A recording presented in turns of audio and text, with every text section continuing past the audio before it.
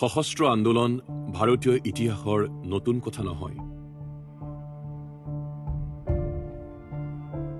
আমি 97ত মানে আমি সংগঠনলৈ বুলি গুচি গৈছিলোঁ।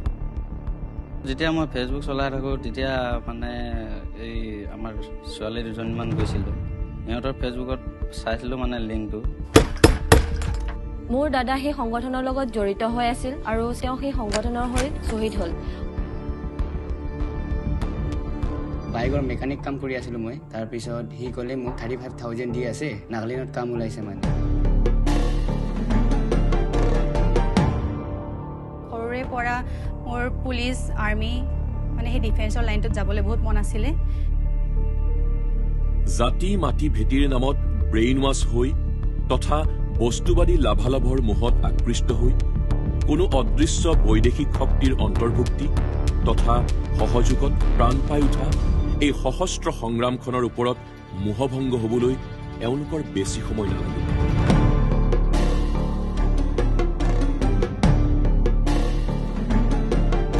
তাত গৈ মানে যেনেকৈ ভাবি গৈছিলোঁ তেনেকৈ নহ'লগৈ।